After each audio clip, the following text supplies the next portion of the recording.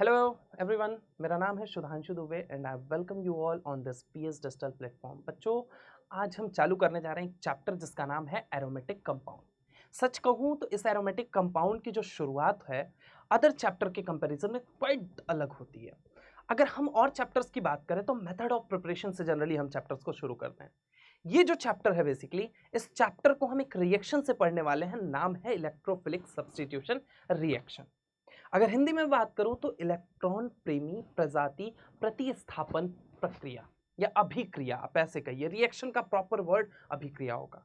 बात करूं अगर जेई पॉइंट ऑफ व्यू से और नीट पॉइंट ऑफ व्यू से बच्चों, तो बहुत ही शानदार, बहुत ही धांसू चैप्टर है।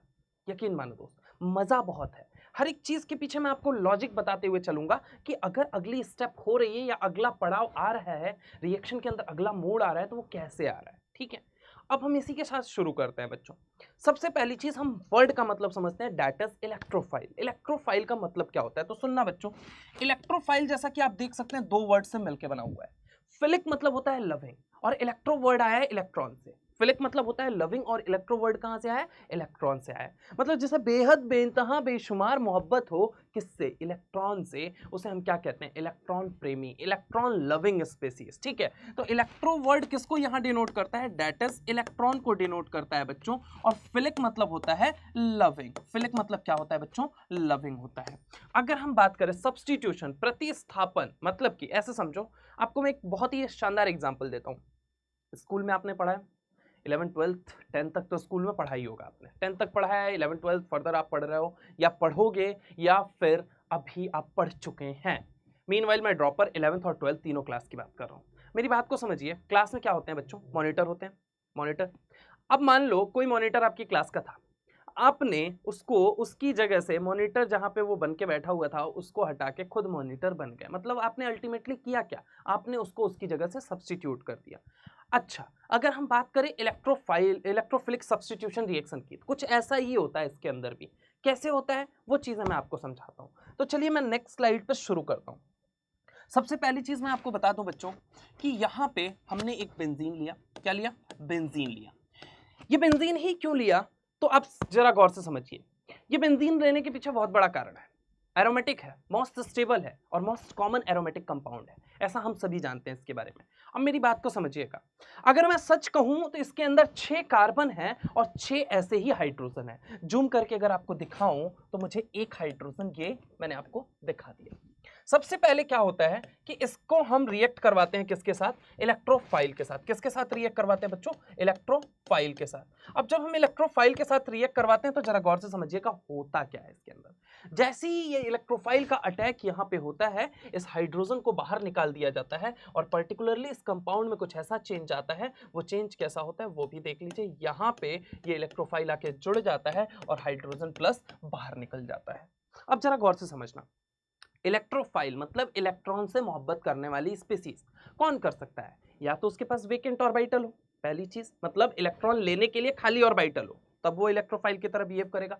दूसरी कंडीशन ये है कि वो इलेक्ट्रॉन डेफिशिएंट स्पीसीज हो, मतलब उसके पास इलेक्ट्रॉन की कमी महसूस हो। और जहां इलेक्ट्रॉन की कमी होती है वहां पे आपको पता है कि फॉर्मल चार्ज को अगर हम छोड़ दें तो पॉजिटिव चार्ज जरूर मौजूद होता है। फॉर्मल चार्ज मतलब कि बॉन्ड एक्स्ट्रा बनाने की वजह से आया हुआ charge, that is formal charge. अगर हम उसको हटा दें, ऐसा यूं समझिए फॉर्मल चार्ज को आप, अगर हम उसको छोड़ दें तो जो भी पॉजिटिव चार्ज है बेसिकली वो क्या दिखाते हैं कि वो इलेक्ट्रॉन डेफिशिएंट स्पीसीज हैं। अब देखो यहां पे E प्लस क्या था, E प्लस के ऊपर चार्ज था। अब ये कैसा था, ये इलेक्ट्रोफाइल की तरह बिहेव कर रहा था। नाउ अगर मैं कहूं कि H प्लस बाहर निकल चुका है, तो H प्लस को बाहर निकाला किसने, E प्लस ने निकाला। मतलब E प्लस का जब अटैक हुआ तो H प्लस वहां से बाहर निकल गया। अगेन मेरी बात को सुनिएगा, E प्लस का अटैक हुआ तो H प्लस बाहर निकल गया। दोनों के दोनों इलेक्ट्रॉन डेफिशिएंट है, मतलब दोनों के दोनों इलेक्ट्रोफाइल होंगे। मतलब आने वाली स्पीसीज भी क्या है बच्चों, इलेक्ट्रोफाइल, और जाने वाली स्पीसीज भी क्या है बच्चों, इलेक्ट्रोफाइल। मतलब इलेक्ट्रोफाइल आया, दूसरे इलेक्ट्रोफाइल को उसकी जगह से हटा के खुद बैठ गया, प्रतिस्थापित कर दिया वहां पे। तो एक बात आपको समझ में आ रही है, क्या ये इलेक्ट्रोफिलिक सब्स्टिट्यूशन वर्ड का मतलब समझ में आया। अगर मैं कहूं कि ये अभिक्रिया के दौरान हो रहा है, एक रिएक्शन के दौरान हो रहा है, यानी कि ये कैसी रिएक्शन बन जाएगी, ये रिएक्शन बन जाएगी इलेक्ट्रोफिलिक सब्स्टिट्यूशन रिएक्शन। चलिए इसके बारे में कुछ खास बात और बताता हूं आपको। आलसी लोग इसको ESR के नाम से भी जानते हैं। इलेक्ट्रोफिलिक सब्स्टिट्यूशन रिएक्शन को आलसी लोग जो होते हैं वो ESR के नाम से भी जानते हैं। कुछ लोग ऐसे भी हैं जो इसको नाम देते हैं डेट इज ARSC। ARSC का मतलब क्या है वो भी सुनिए बेटा, electrophilic substitution on aromatic compound. अब सबको पता है बेंजीन एक एरोमेटिक कंपाउंड होता है, उस एरोमेटिक कंपाउंड के ऊपर ये सब्स्टिट्यूशन हुआ, किसका हुआ? इलेक्ट्रोफाइल का। तो अगर हम बात करें तो इस रिएक्शन को ARSC भी कहा जाता है या ARSC के नाम से भी जाना जाता है। सवाल सबसे बड़ा ये, मुद्दा सबसे बड़ा ये कि आखिर ये रिएक्शन का जो सफर है वो शुरू कैसे हुआ, और सफर शुरू हुआ तो हुआ, अंजाम तक पहुंचा कैसे? सबसे बड़ा सवाल अपने दिमाग में यही है। तो अपन शुरू करते हैं बच्चों कि आखिर इसका सफर कैसे शुरू हुआ। चलिए आइए मैं आपको बताता हूं। सबसे पहली चीज मैं आपको बता दूं कि इसका एक, अगर हम बात करें कि step by step description of a reaction is known as what? Reaction mechanism.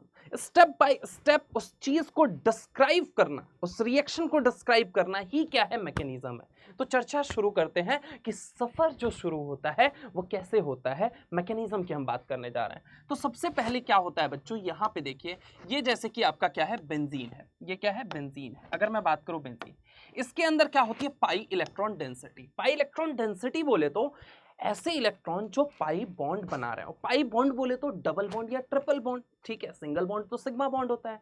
अब अगर हमने कहा कि ये पाई इलेक्ट्रॉन डेंसिटी बोले तो पाई बॉन्ड इसके अंदर है। अब जरा गौर से मेरी बात को सुनना, जब इसके ऊपर सबसे पहला अटैक मैंने किसका कराया? इलेक्ट्रोफाइल का कराया। यहां पे जूम करके मैंने आपको दिखाया कि एक हाइड्रोजन मौजूद है इस बेंजीन के पास। अब जरा गौर से मेरी बात को सुनिएगा। सबसे पहले क्या होता है बच्चों, यहां पे ये इलेक्ट्रोफाइल सबसे पहले यहां पे इस कार्बन पे अटैक करता है। ऐसा क्या होता है इस कार्बन पे अटैक करने का रीजन? तो वो रीजन सुनिए।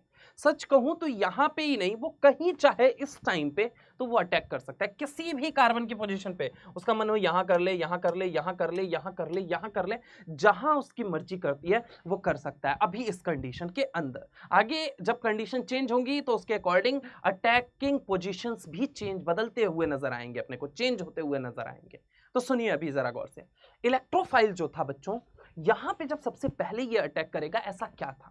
सुनिए जरा गौर से। अगर मैं कहूं कि ये जो पाई बॉन्ड अपने को बना हुआ नजर आ रहा है, अगर इस पाई बॉन्ड की मैं बात करूं तो ये किससे बना हुआ है? पाई इलेक्ट्रॉन के मिलने की वजह से बना हुआ है। जब ये पाई इलेक्ट्रॉन के मिलने की वजह से बना हुआ है तो सबसे पहले क्या होता है कि ये सिग्मा बॉन्ड है, पाई बॉन्ड है। तोड़ना किसे आसान होगा? पाई बॉन्ड को, क्योंकि पाई बॉन्ड क्या होता है? वीक बॉन्ड होता है, जल्दी हम उसे तोड़ सकते हैं।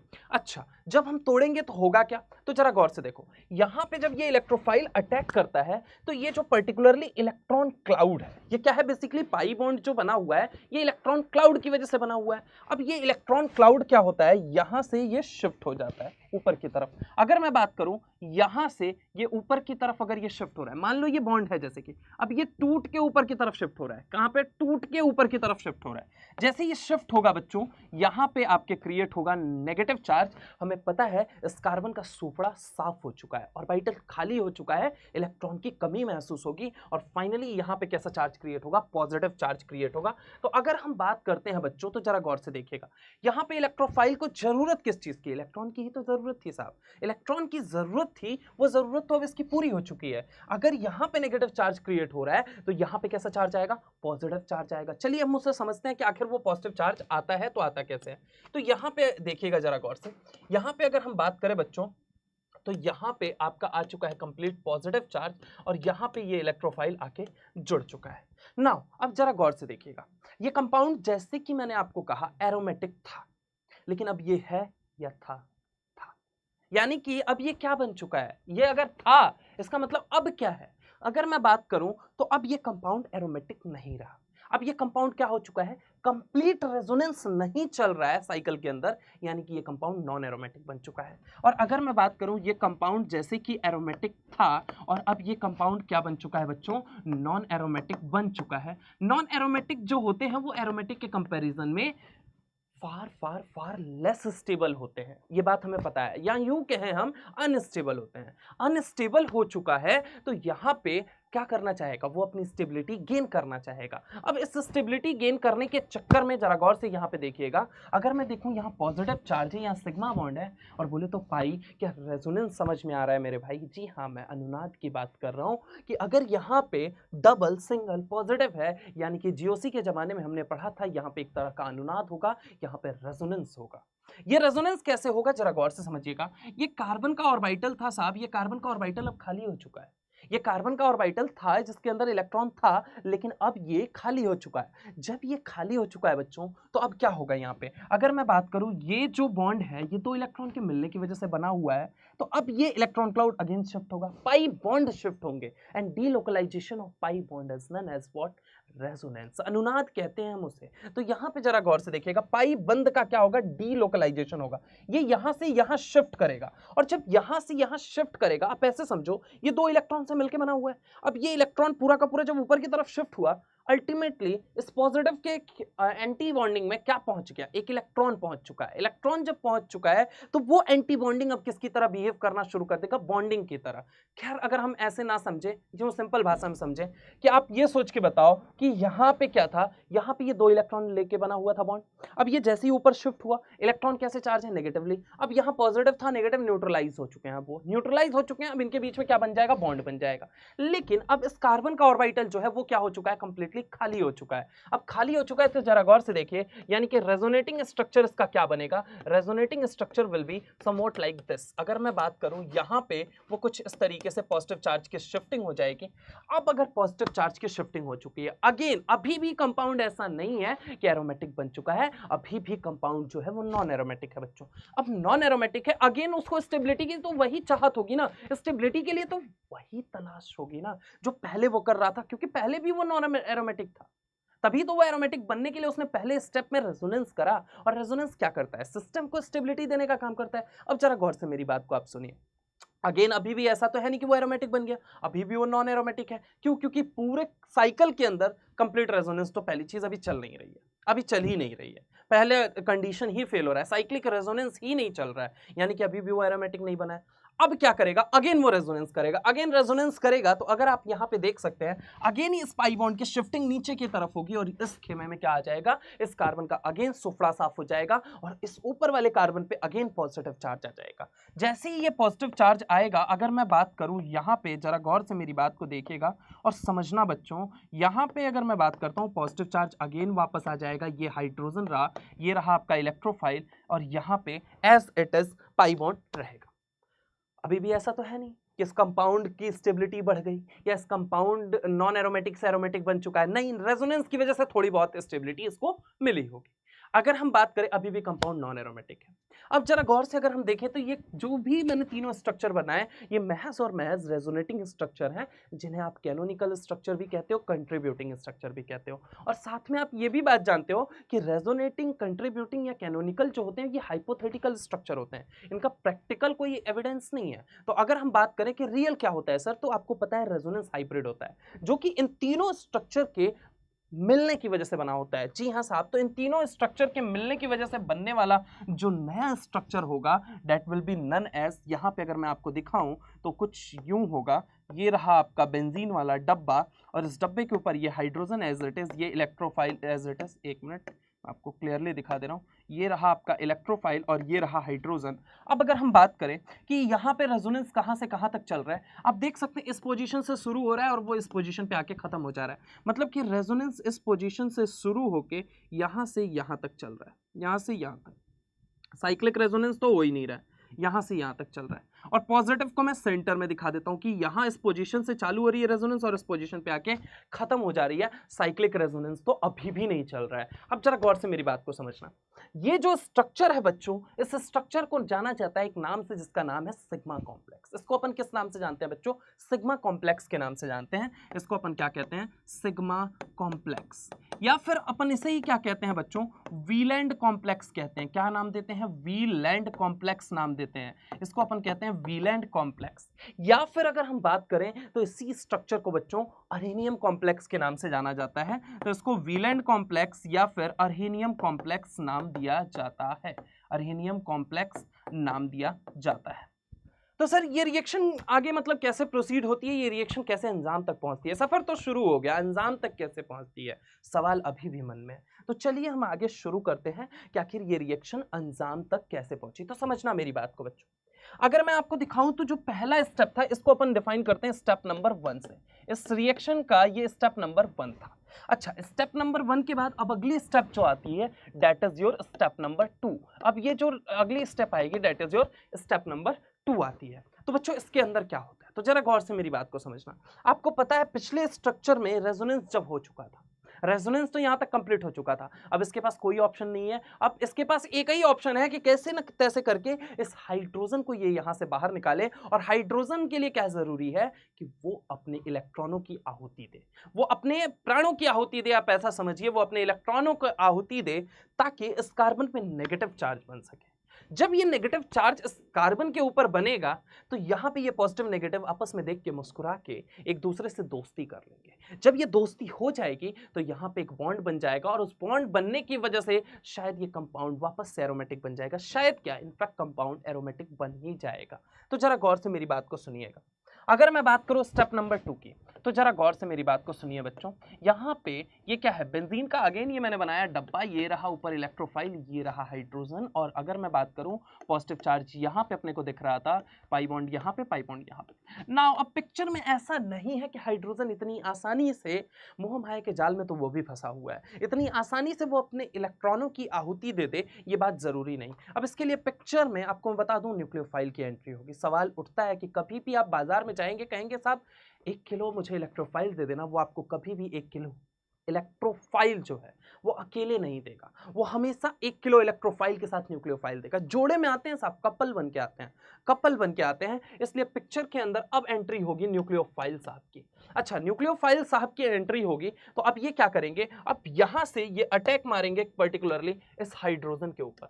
ये हाइड्रोजन अपने दोनों इलेक्ट्रॉनों की आहुति देता है और यहां से निकल जाता है। निकलने के बाद अगर मैं बात करूं, इस कार्बन के ऊपर आ जाता है नेगेटिव चार्ज, इस कार्बन के ऊपर आ जाता है नेगेटिव चार्ज। नेगेटिव चार्ज आने की वजह से क्या हुआ, कार्बन का सुपड़ा साफ था, सोचा दोस्ती कर लूं तो बॉन्ड बन जाएगा। क्यों, क्योंकि दोस्ती के लिए बहुत जरूरी थी, इलेक्ट्रॉन की जरूरत थी। इलेक्ट्रॉन जब तक मिलेगा नहीं दोस्ती होगी नहीं। इलेक्ट्रॉन यहां पे अब इस कार्बन को भी दिखा कि हाँ सामने वाले कार्बन का सुपड़ा साफ है, तो क्यों ना मैं अपना इलेक्ट्रॉन इसको डोनेट कर दूं और हम दोनों के बीच में एक नया बॉन्ड बन जाए, नई दोस्ती हो जाए, नई शुरुआत हो जाए।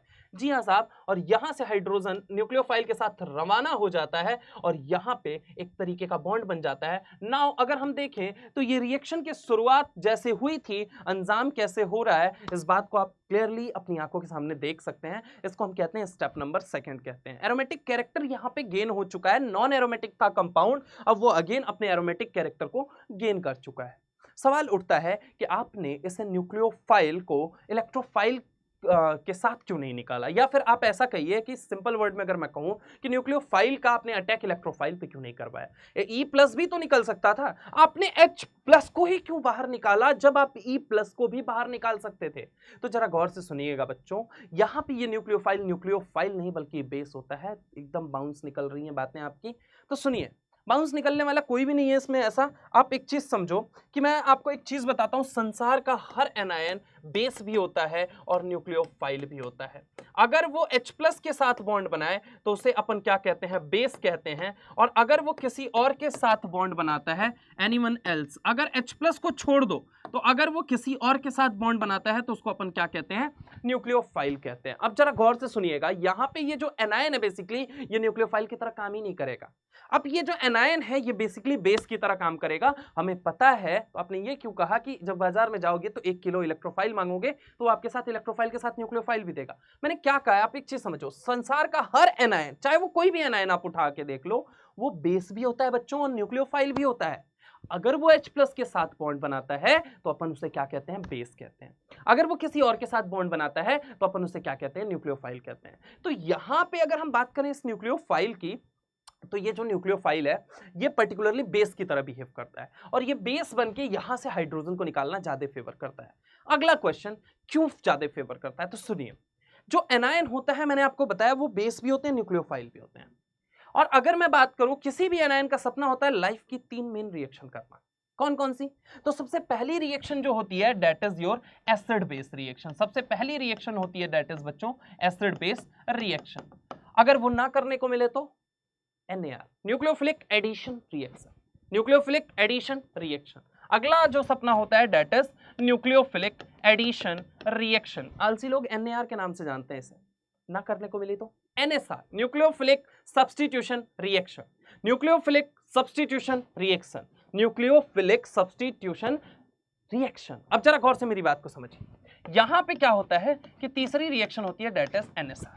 मैं बात करूं यहां पे ये H+ रिलीज कर रही है और H+ डोनेट करने वाले को अपन एसिड के नाम से जानते हैं साहब। जी हां, तो यहां पे अगर ये स्पीसीज H+ निकाल रही है, इसका मतलब क्या है? इसका मतलब ये एसिड की तरह बिहेव करेगी और जाहिर सी बात है यहां पे ये जो एनायन है ये किसकी तरह बिहेव करेगा? बेस की तरह। और मैंने क्या बताया आपको कि एनायन का सपना होता है जीवन की पहली रिएक्शन वो प्रेफर करता है that is acid base reaction. Thermodynamic system को स्टेबिलिटी देने का काम करती है ये रिएक्शन, इसलिए वो शायद इस रिएक्शन को फेवर करता है, शायद क्या इनफैक्ट फेवर करता है। तो अगर हम बात करें कि इस रिएक्शन की ये रिएक्शन सफर से लेके अंजाम तक पहुंचा कैसे, अब जरा गौर से इनके बीच में कुछ कुछ बातें हैं जो हमें ध्यान देने योग्य हैं। चलिए हम आगे चलते हैं और उनके बारे में समझते हैं। मैंने सबसे पहले आपको क्या बताया, ये कंपाउंड एरोमेटिक था, इनफैक्ट है अभी भी। अगर हम बात करें तो ये एरोमेटिक है। अगर मैं बात करूं यहां पे ये हाइड्रोजन था। इसकी जिंदगी में इलेक्ट्रॉन प्रेमी प्रजाति बोले तो इलेक्ट्रोफाइल, बेहद बेइंतहा बेशुमार मोहब्बत है उसे इलेक्ट्रॉन से। उसकी एंट्री होती है और जिंदगी में कुछ तबाही इस तरीके से आती है कि ये जो कंपाउंड कभी एरोमेटिक था अब वो नॉन एरोमेटिक बन चुका है। अब यहां पे अगर हम बात करें इस कार्बन का सुपड़ा साफ होता है, मैंने आपको बताया ये हाइड्रोजन, यहां पे ये इलेक्ट्रोफाइल, यहां पे ये पाई बॉन्ड, ये पाई बॉन्ड। अब अगर मैं बात करूं, हमने कहा इसको कि ये सिग्मा कॉम्प्लेक्स था, या वीलेंट कॉम्प्लेक्स था, ये अरेनियम कॉम्प्लेक्स था। इसमें कई सारी रेजोनेटिंग स्ट्रक्चर बनी हुई थी। उस रेजोनेटिंग स्ट्रक्चर के जरिए हमने ये कॉम्प्लेक्सेस को डिफाइन किया था, सिग्मा कॉम्प्लेक्स, अरेनियम कॉम्प्लेक्स या वीलेंट कॉम्प्लेक्स को। नाउ पिक्चर में एंट्री किसकी होती है? न्यूक्लियोफाइल की एंट्री होती है पिक्चर के अंदर, और ये अलग सीन क्रिएट करता है। वो अलग सीन इस तरीके से क्रिएट करता है कि वो एक एनायन है और संसार का हर एनायन बेस भी होता है और न्यूक्लियोफाइल भी होता है। तो अगर यहां पे अगर हम देखें तो ये एनायन बेस की तरह बिहेव करता है और ये जीवन की पहली reaction that is acid base reaction को प्रेफर करता है। जब ये एसिड बेस रिएक्शन को प्रेफर करता है बच्चों, तो हमें पता चला था कि एरोमेटिक कैरेक्टर वापस से रीगेन हो चुका था। और एरोमेटिक कैरेक्टर वापस से रीगेन होने के बाद से अगर हम बात करें तो यहाँ पे इलेक्ट्रोफाइल जो था वो प्रतिस्थापित कर चुका था किसको? H+ आयन को। और H+ जो था, हाइड्रोजन जो था, अगर हम बात करें अपने इलेक्ट्रॉनों की आहुति देके न्यूक्लियोफाइल के साथ वो रवाना हो चुका था साहब। तो यहाँ पे जरा गौर से देखिएगा, मैं कहता हूं ये कंपाउंड एरोमेटिक है या था? है। जबकि ये कंपाउंड एरोमेटिक है या था? यानी कि अब क्या बन चुका है? नॉन एरोमेटिक बन चुका है। जी हाँ साहब, ये नॉन एरोमेटिक बन चुका है। और अगेन हम कहें तो यहाँ पे ये कंपाउंड एरोमेटिक बन चुका है। अब जरा गौर से आप मुझे सोच के बताइए, इस रिएक्शन के अंदर 2 स्टेप हो रही है। अगर स्टेप नंबर 1 की अगर हम बात करें, जहां पे इलेक्ट्रोफाइल का एडिशन हो रहा है, और स्टेप नंबर 2 की अगर मैं बात करूं बच्चों, तो यहां पे क्या हो रहा है? न्यूक्लियोफाइल का एडिशन हो रहा है। नाउ सी हियर कि एरोमेटिक से नॉन एरोमेटिक कोई कंपाउंड बन रहा है। कुल मिला जुला के अगर सिंपल शब्दों में कहूं, एक स्टेबल कंपाउंड अनस्टेबल बन रहा है। क्या वो इतनी जल्दी अनस्टेबल बनना चाहेगा? आप मुझे सोच के बताओ, छोड़ो सारी बातें, मैं आपसे ये पूछता हूं, एरोमेटिक था, नॉन एरोमेटिक बन रहा है। यहां पे नॉन एरोमेटिक था, एरोमेटिक बन रहा है, कौन सी स्टेप फास्ट होगी? आप मुझे सोच के बताओ। आपको पता है एरोमेटिक सबसे ज्यादा स्टेबल होता है, तो आप एक चीज बताओ, एरोमेटिक से नॉन एरोमेटिक बन रहा है, नॉन एरोमेटिक से एरोमेटिक बन रहा है। अब जरा गौर से आप कॉमन सेंस यूज करो, आप मुझे बताओ, ये स्टेप नंबर 1 है, ये स्टेप नंबर 2 है, कौन सी स्टेप तेजी से होगी? आप मुझे सोच के बताइए।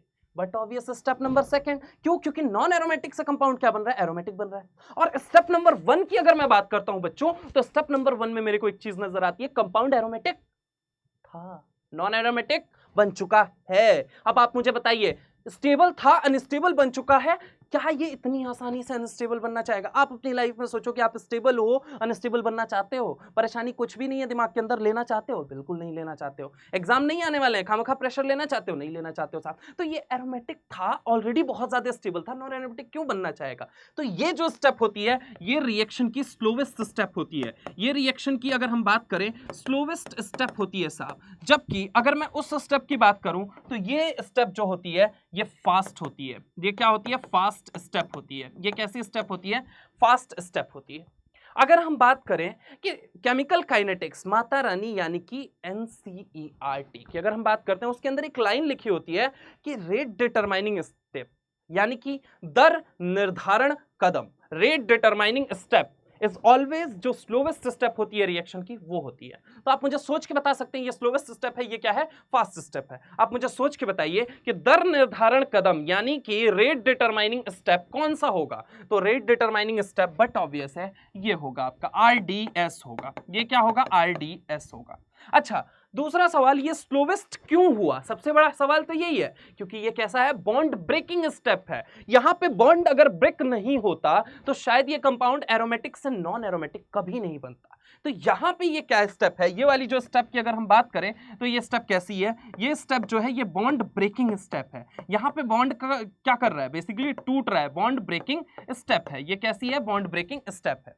अब अगर मैं बात करूं, ये जो होगा ये फास्ट स्टेप है। क्यों है, क्योंकि यहां पे नॉन एरोमेटिक से कंपाउंड एरोमेटिक बन रहा है, मतलब ये फास्ट स्टेप है। अब ये फास्ट स्टेप है जब बच्चों, तो आप मुझे सोच के बताइए एरोमेटिक कैरेक्टर गेन हो रहा है कि नहीं हो रहा है? बिल्कुल हो रहा है, एरोमेटिक कैरेक्टर गेन हो रहा है, अल्टीमेटली स्टेबिलिटी गेन की जा रही है। यानी कि ये क्या होगा, ये जो है आपका ये है बॉन्ड फॉर्मिंग स्टेप। ये कौन सा है, बॉन्ड फॉर्मिंग स्टेप। ये कौन सा स्टेप है बच्चों, बॉन्ड फॉर्मिंग स्टेप है। अच्छा, अगर मैं बात करूं यहां पे ये बॉन्ड फॉर्मिंग स्टेप है तो बहुत ज्यादा स्टेबल होगा। कारण क्या है, एरोमेटिसिटी गेन हो रही है, जबकि यहां पे क्या हो रहा था, एरोमेटिसिटी लॉस हो रही थी। तो यहां पे एरोमेटिसिटी जो है वो गेन की जाएगी, एरोमेटिसिटी गेन, जबकि यहां पे क्या हुआ था, एरोमेटिसिटी लॉस हुआ था।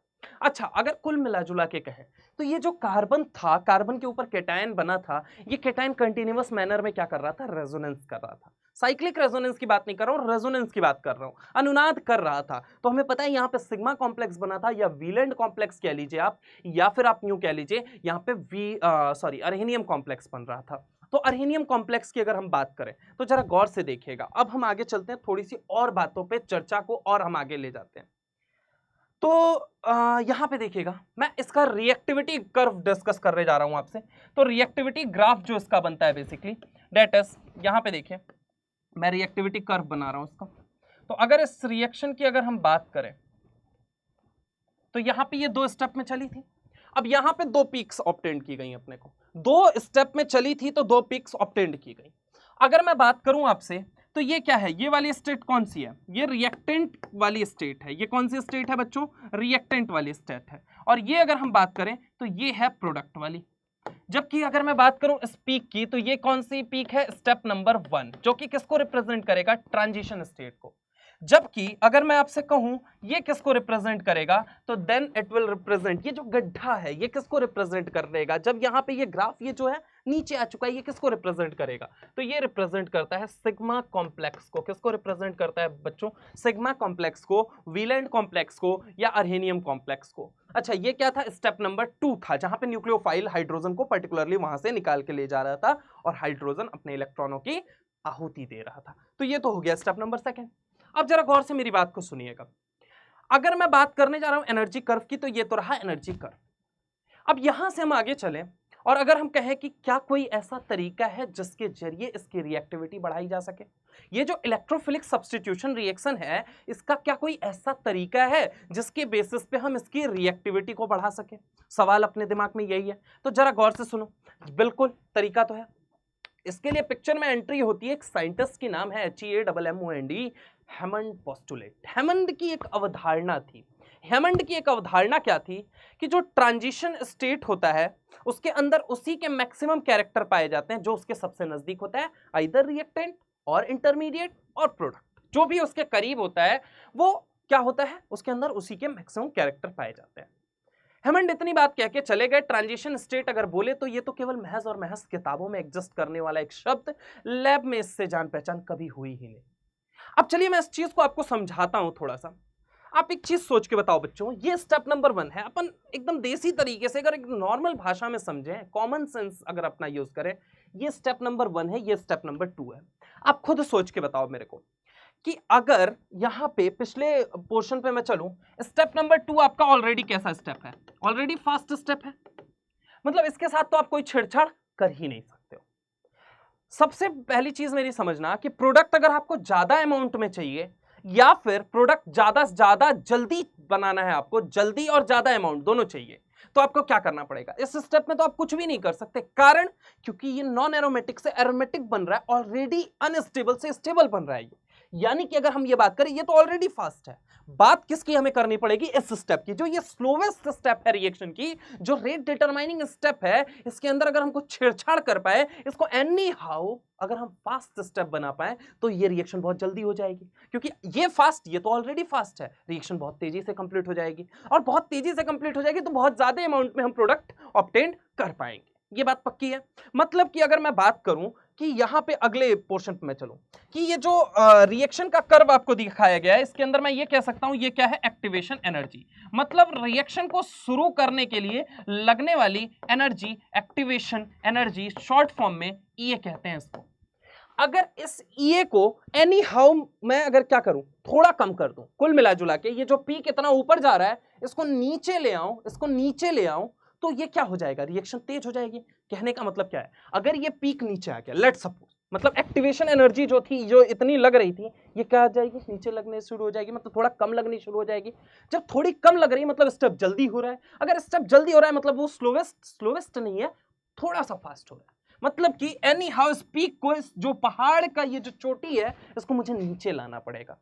नीचे लाने का सबसे बेहतरीन तरीका, अब मैं आपको बताऊं, हेमंड का पोस्टुलेट यूज करते हैं कि ट्रांजिशन स्टेट, स्टेप नंबर 1 क्या है, ट्रांजिशन स्टेट ही है बेसिकली। अगर हम बात करें ट्रांजिशन स्टेट के अंदर उसी के मैक्सिमम कैरेक्टर होते हैं जो उसके सबसे नजदीक होता है। Transition state has maximum character of reactant, intermediate और product whichever is near to it, जो कोई भी उसके नजदीक में है। तो अगर हम बात करें बच्चों, तो यहां पे हमें क्या देखने को मिलेगा, जो सिग्मा कॉम्प्लेक्स है, आप देखो, खुद देखो यहां पे, ये जो सिग्मा कॉम्प्लेक्स है, इस सिग्मा कॉम्प्लेक्स की अगर हम बात करें तो इस सिग्मा कॉम्प्लेक्स को आपको देख के ऐसा नहीं लगता कि ये जो सिग्मा कॉम्प्लेक्स है जिसके अंदर कार्बोकेटाइन इंटरमीडिएट बन रहा था, अरे भाई सिग्मा कॉम्प्लेक्स था, उसके अंदर कार्बोकेटाइन इंटरमीडिएट जो कि क्या कर रहा था, अनुनाद कर रहा था, रेजोनेंस तो कर रहा था, साइक्लिक नहीं, रेजोनेंस कर रहा था। तो आप मुझे एक चीज सोच के बताओ, यहां पे तरीके से सोच के बताना कि अगर हम बात करें इस सिग्मा कॉम्प्लेक्स की, ये सिग्मा कॉम्प्लेक्स सबसे नजदीक पाया जाएगा। मतलब अगर मैं सिग्मा कॉम्प्लेक्स जो बन रहा है उसको तेजी से अगर बना दूं तो अल्टीमेटली रिएक्शन के स्टेप फास्ट हो गई, अल्टीमेटली ये जो पहाड़ है ये थोड़ा नीचे आ गया, एक्टिवेशन एनर्जी जो है वो कम हो गई। सिंपल सी बात है। मतलब कि अगर मैं इस ग्राफ को कुल मिला जुला के इसके नजदीक ला दूं, इस सिग्मा कॉम्प्लेक्स के, तो ये रिएक्शन बहुत तेजी से होने लगेगी। अब बात उठती है कि सिग्मा कॉम्प्लेक्स को कैसे हम स्टेबलाइज करेंगे। जीओसी का जमाना अगर आपको याद हो, कार्बोकेटायन बोले तो इलेक्ट्रॉन डेफिशिएंट स्पीसीज, इलेक्ट्रॉन की कमी महसूस हुई, आजू बाजू देखा हर जगह इलेक्ट्रॉन की कमी महसूस हुई। इलेक्ट्रॉन की कमी महसूस होगी जब जनाब उसको, तो वो क्या करेगा, उसको चाहिए कि ऐसा ग्रुप, दो तरह के ग्रुप एग्जिस्ट करते हैं आपको पता है, एक होता है इलेक्ट्रॉन डोनेटिंग और एक होता है इलेक्ट्रॉन विथड्रॉविंग। मतलब एक इलेक्ट्रॉन डोनेट करने का काम करता है, वहीं एक इलेक्ट्रॉन विथड्रॉ करने का काम करता है। आप मेरी बात को समझिएगा जरा गौर से, मेरी बात को, कि कार्बोकेटायन जो है बच्चों इलेक्ट्रॉन डेफिशिएंट स्पीसीज है, चाहता है टुकुर टुकुर आजू बाजू कहीं भी देखता रहता है, महसूस करता है इलेक्ट्रॉन की कमी। वो चाहते हैं कोई ऐसा ग्रुप उसके साथ आके जुड़ जाए जो उसकी इलेक्ट्रॉन की कमी को पूरा कर दे। अब कमी कौन पूरा करेगा, विड्रॉइंग तो कभी पूरा करेगा ही नहीं, वो तो और भिखारी है, उसको और भिखारी बनाने का काम करेगा। जबकि डोनेटिंग अगर ग्रुप आ जाए तो डोनेटिंग ग्रुप क्या करेगा, उसको इलेक्ट्रॉन देने का काम करेगा। मतलब कि मैं ये कह सकता हूं कि रिएक्टिविटी ऑफ ईएसआर, अगर मैं बात करूं किसकी, अगर मैं बात करता हूं reactivity of electrophilic substitution reaction, अगर मैं बात करूं बच्चों किसकी बात करता हूं, reactivity of ESR is directly proportional to stability of sigma complex. कह सकता हूं मैं stability of sigma complex, stability of sigma complex. अब जरा गौर से मेरी बात को समझिएगा, reactivity of ESR is directly proportional to stability of sigma complex. Sigma complex बोले तो यहां पे क्या क्रिएट हुआ था, कार्बोकेटायन। यहां पे अगर हम बात करें तो बच्चों यहां पे क्रिएट हुआ था कार्बोकेटायन। कार्बोकेटायन बोले तो कार्बन के ऊपर बनने वाला कैटायन, कैटायन बोले तो इलेक्ट्रॉन की कमी महसूस होगी। तो इलेक्ट्रॉन की कमी महसूस होगी तो इसको स्टेबलाइज करेगा तो करेगा कौन, तो जरा गौर से मेरी बात को देखिएगा, यहाँ पे तरीके से आपको समझ आएंगी चीजें। अगर मैं बात करूं कार्बोकेटायन को स्टेबलाइज करने वाला जो ग्रुप होगा that will be your what, electron donating group. वो क्या होगा बच्चों, वो होगा आपका इलेक्ट्रॉन डोनेटिंग ग्रुप। अगर हम बात करें electron donating group, electron donating group कौन कौन से लोग होते हैं, तो आपने पढ़ रखा है प्लस एम या प्लस आर यूं कह लीजिए, दूसरा प्लस एच और तीसरा प्लस आई, ये जो ग्रुप होते हैं ये बेसिकली क्या होते हैं, इलेक्ट्रॉन डोनेटिंग ग्रुप होते हैं। जबकि इलेक्ट्रॉन विड्रॉइंग ग्रुप की अगर मैं बात करूं, डेट इज -m या -r कह लीजिए, -h या -i कह लीजिए, आप ऐसे कह सकते हैं। मतलब कि कुल मिला जुला के अगर मैं आपसे कहूं कि रिएक्टिविटी ऑफ ESR मुझे कंपेयर करनी है, तो reactivity of ESR is equal to, मैं क्या लिख सकता हूं बच्चों, ये reactivity of ESR is equal to, is directly proportional to +m plus h and plus I, while inversely proportional to -m -h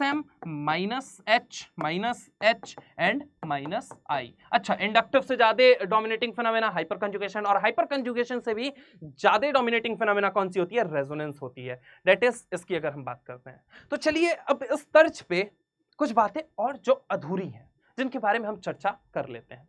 तो चलिए आगे हम शुरू करते हैं बच्चों, आगे देखते रहिएगा। चलिए तो हम आगे चलते हैं, जरा गौर से देखिएगा बच्चों। हम बात करने जा रहे हैं, मेरी बात को सुनिएगा।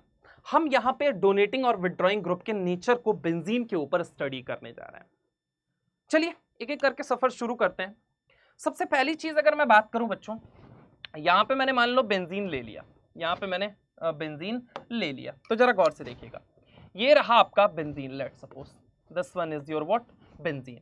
इस बेंजीन के अंदर बोले तो लबालब इलेक्ट्रॉन भरा हुआ था। इलेक्ट्रॉन डोनेटिंग ग्रुप अगर मैं जोड़ दूं, अगर मैं कोई भी इलेक्ट्रॉन डोनेटिंग ग्रुप जोड़ता हूं और इसके ऊपर एंट्री करवाता हूं किसकी, इलेक्ट्रोफाइल की, तो अगर मैं इलेक्ट्रोफाइल की एंट्री करवाता हूं तो आखिर वो कौन कौन सा ऐसी पोजीशन है जहां पे इलेक्ट्रोफाइल को बुलावा अच्छा मिलेगा, जरा गौर से सुनिएगा। एक छोटे से एग्जांपल के साथ शुरू करता हूं। चलो एक एग्जांपल ले लेता हूं इलेक्ट्रॉन डोनेटिंग ग्रुप का। इलेक्ट्रॉन डोनेटिंग ग्रुप हटा देता हूं, वहीं पे लिख देता हूं मैं कोई ग्रुप। यहां पे देखो, अगर मैं इसको हटा देता हूं, लेट्स सपोज यहां पे चलो यहां पे मैं जोड़ देता हूं OCS3। हमें पता है ऑक्सीजन के पास लोन पेयर है, बोले तो प्यार से इलेक्ट्रॉन देने की बहुत कोशिश करेगा। कोशिश क्या करेगा, इनफैक्ट देगा ही देगा वो इलेक्ट्रॉन। जैसे ही उसने यहां से इलेक्ट्रॉन डोनेट किया, ये जो कार्बन है वो 5 बॉन्ड तो बनाएगा नहीं साहब, अगला बॉन्ड उसको तोड़ना पड़ेगा। इस पोजीशन पे ये शिफ्ट हो जाएगी और इस पोजीशन पे आ जाएगा कैसा चार्ज, नेगेटिव चार्ज क्रिएट होगा। कैसा चार्ज क्रिएट होगा, नेगेटिव चार्ज क्रिएट होगा। अगेन बोले तो ये नेगेटिव चार्ज, ये मतलब अगर हम बात करें लोन पेयर इधर से दिया गया, ये पाई बॉन्ड टूट चुका है, नेगेटिव चार्ज इस पोजीशन पे आ चुका है। अगेन ये नेगेटिव चार्ज अंदर की तरफ मूव करेगा, रेजोनेंस करने की कोशिश करेगा, अनुनाद करने की कोशिश करेगा। अगेन ये बॉन्ड टूटेगा और इस पोजीशन पे आ जाएगा negative charge. Now this negative charge will delocalize to the para position with respect of this group. I can see that this one is your ortho position, this one is your meta, और बोले तो सामने वाला para. वापस again आए तो Meta, समझे क्या बेटा, अगर यहाँ पे हम बात करें तो this one again your ortho। मतलब ये दोनों पोजीशन जो है ग्रुप की, जो आजू वाली पोजीशन होती है, हमेशा याद रखना ऑर्थो मेटा पैरा किसी ग्रुप के रेस्पेक्ट में डिफाइन की जाती है। अगर आपको बेंजीन देके पूछा जाए ऑर्थो मेटा पैरा बताओ, क्या नाम, बता ही नहीं सकता मैं, मेरे लिए तो पॉसिबल नहीं है। हाँ, अगर आप बता सकते हो तो फिर यू में, लेकिन मैं आपको बता दूं बेंजीन के रेस्पेक्ट में कभी ऑर्थो मेटा पैरा डिफाइन की ही नहीं जाती है। वो जब भी डिफाइन की जाती है किसी रेस्पेक्टिव ग्रुप के रेस्पेक्ट में डिफाइन की जाती है। अगर बेंजीन से कोई ग्रुप जुड़ा हुआ है उसके रेस्पेक्ट में ऑर्थो होती है, उसके रेस्पेक्ट में पैरा होती है और उसके रेस्पेक्ट में बच्चों मेटा होती है।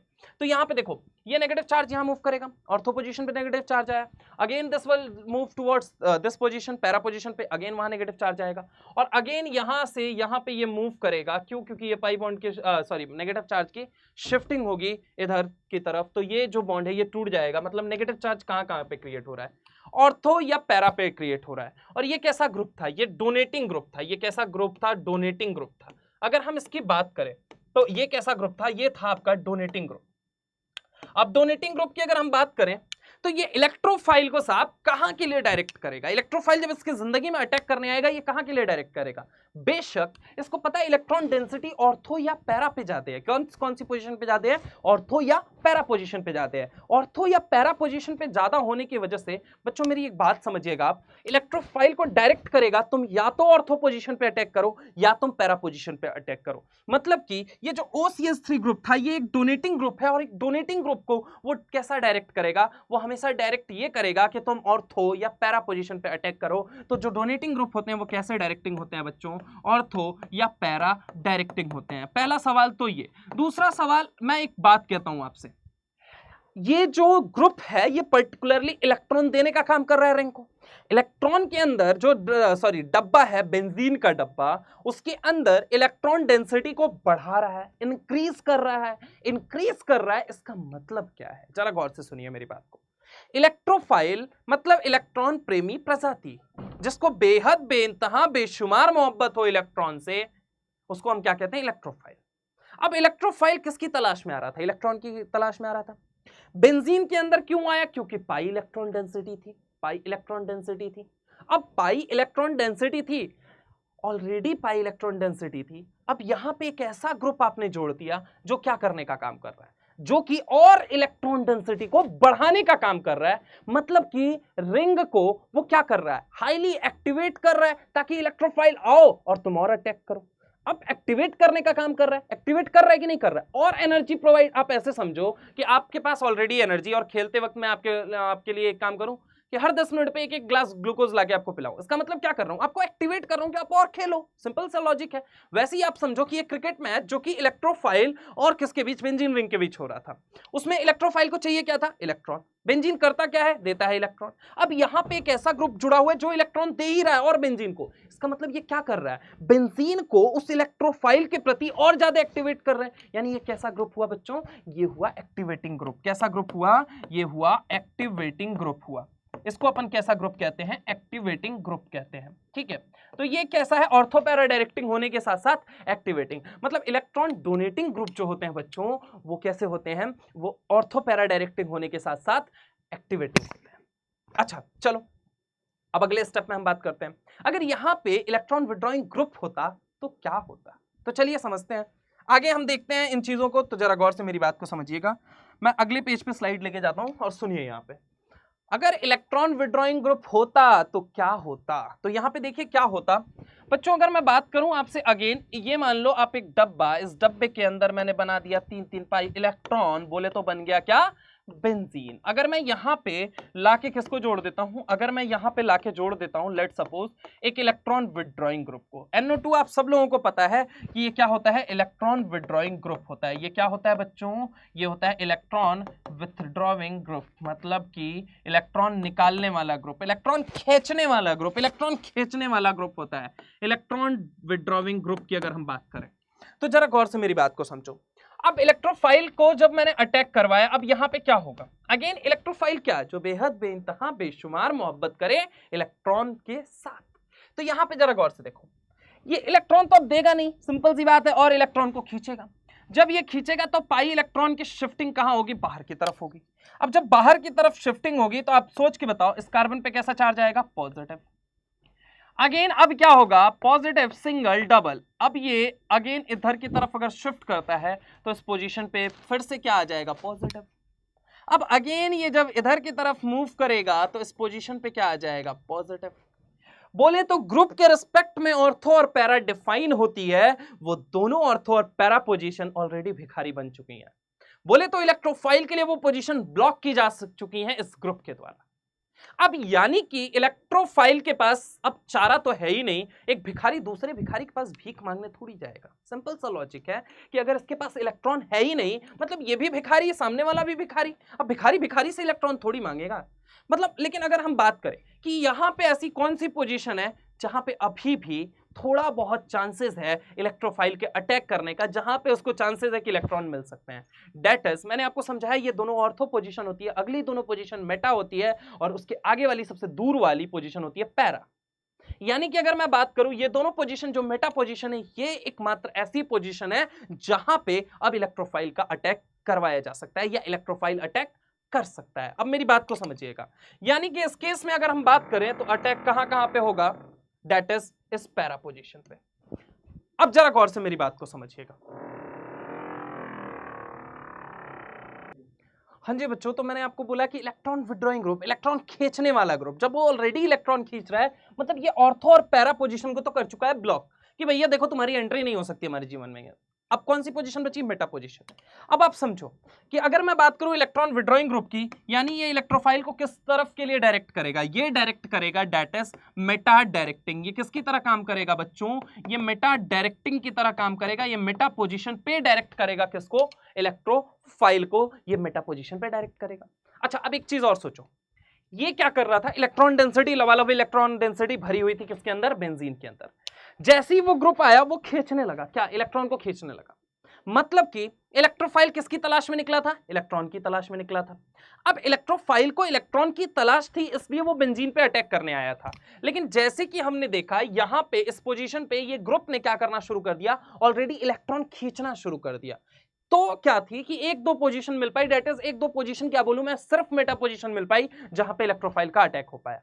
जबकि इसके पिछले केस में क्या था, ऑर्थो और पैरा दोनों पोजीशन मिली थी, लबालब और इलेक्ट्रॉन से भरी हुई थी कि इलेक्ट्रोफाइल आओ और बेहतरीन तरीके से अटैक करो। लेकिन यहां पे क्या है, बड़ी मुश्किलों से वो मेटा पोजीशन पे जाके ही अटैक कर पाएगा। अब जब वो बहुत मुश्किलों से मेटा पोजीशन पे अटैक कर पाएगा, अगर मान लीजिए मैंने बल्कि ग्रुप जोड़ के उसको ब्लॉक कर दिया, देन व्हाट, तब तो वो बिल्कुल भी अटैक नहीं कर सकता। मतलब कि ये कैसे ग्रुप हुए, एक्टिवेटिंग रिंग को एक्टिवेट कर रहे हैं या रिंग को डीएक्टिवेट कर रहे हैं? आप सोच के बताओ मुझे, रिंग को क्या कर रहे हैं, डीएक्टिवेट कर रहे हैं। मतलब कि ये कैसे हो गए डीएक्टिवेटिंग, अगर हम इनकी बात करें तो ये कैसे हो गए, दैट इज योर डीएक्टिवेटिंग, अगर हम बात करें डीएक्टिवेटिंग ग्रुप हो गए।